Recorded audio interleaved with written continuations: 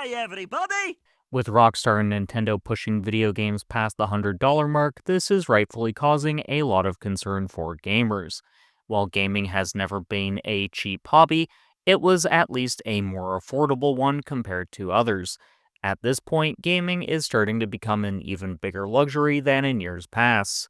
AAA developers are also taking note of these price increases and are likely to increase pricing of their own.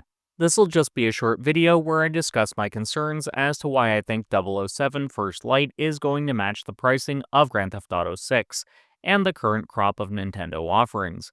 But if you don't enjoy video game price gouging, smash the like button.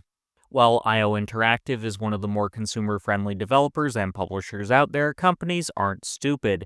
They see the cost for video games rising, especially when you consider this game was announced almost 5 years ago. That's a decent amount of time. Now, the pandemic clearly impacted development, and the game plan was probably to do the reveal trailer we got during the June State of Play at some point last year, so that players already had the game in hand. But things didn't work out that way. But like I said, 5 years is towards the top end of what it takes to develop a video game. That's also 5 years where IO Interactive were relying on sales of previous games. And sure, the Hitman titles sold a ton, but the sales cap for a video game is usually within the first 2 years of release. Hitman 3, now renamed Hitman World of Assassination, first came out in 2021. So going off my previous stated timeline, the expected sales cap for Hitman 3 would have been sometime in 2023. But thanks to the marketing from First Light, a few new players would have jumped on, which I suspect is the case now anyways.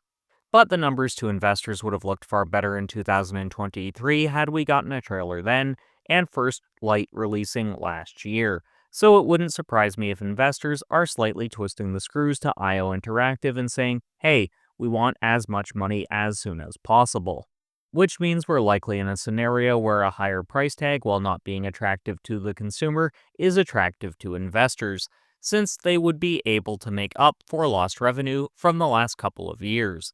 It's also attractive to IO Interactive as well, since the licensing, along with research and development costs, would of course been a lot higher than the Hitman games, which not only had established tech by the release of Hitman 3, but also established formulas, thus making the franchise easier to develop for and a lower cost of production thanks to development pipelines being optimized.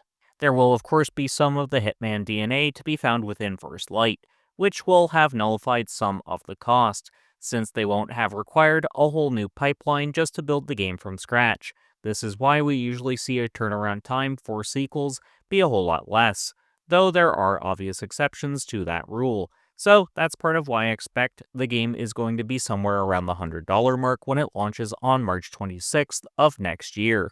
This next segment is going to be more focused on my opinion and why I don't support the increased pricing of video games. Now I know someone is going to come at me in the comments bringing up inflation, and how video games are finally catching up to that. That may be true, however, I've said before, this increased pricing and a lot of games no longer matching the quality demanded by consumers will lead to the bubble bursting on video games, and we're going to see a crash akin to the 1980s. But that isn't the primary reason I don't support these price increases. Before someone says to me, you're just saying that because you can't afford games, first of all, shut up. I don't need or want to hear that from you. Second of all, look at the discourse over pricing on not just YouTube but other social media platforms. I'm far from the only one saying this. It's to the point a lot of consumers are just going to wait on sales to buy brand new games, because there's only so much someone is willing to spend before it's past their pain threshold.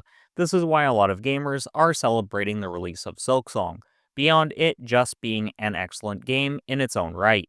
Think about it, what are you ultimately more willing to buy? A $20 game that'll last you up to 47.5 hours if you're a completionist, or an $80 title that may last you between 8 to 12 hours but will have amazing production value? Now, I'm not saying all AAA games are like that. Far from it. There are literally tons that will last you roughly the same length of time as Silksong. Look no further than The Witcher 3 or a ton of other titles that can last you that length or even longer. I'm just pointing out there are a lot of really short games, where the value for money might not be there for the ever more budget-conscious gamer, Which brings me on to my next point. Is First Light going to be worth the full price tag? This is kind of a hard question to define, since full price ranges from 80 to 100 bucks. It'll also matter what you're comfortable spending. But let's say it launches at a standard 80 and isn't pushing into the 5A game territory like Grand Theft Auto 6 is proposing. Oh, don't worry, I have a video that'll be tearing into that meaty statement in the very near future, so subscribe if that interests you. But should First Light launch at 80, I can comfortably say the game would be acceptable at that price point, since IO Interactive have been very open about the fact you can replay the game and get different outcomes from what you got previously, and there are going to be a tons of ways the player can satisfy whatever style of gameplay they prefer. So there is going to be a lot of replayability, even if the game is a linear story experience. I can even see the game being acceptable if it launches at 90 bucks. Sure, that is a little more uncomfortable, but this is a AAA experience, and it's obvious the dev team have put a lot of love into this project. It doesn't feel like a cynical cash grab, which was one of my big concerns when this game was first announced as Project 007. Because media tie-in games usually don't do smashingly. They tend to get smashed into submission by the court of public opinion. This is why we don't have too many movie tie-in games anymore, when they used to be a dime a dozen during the PlayStation 2, GameCube, and original Xbox days.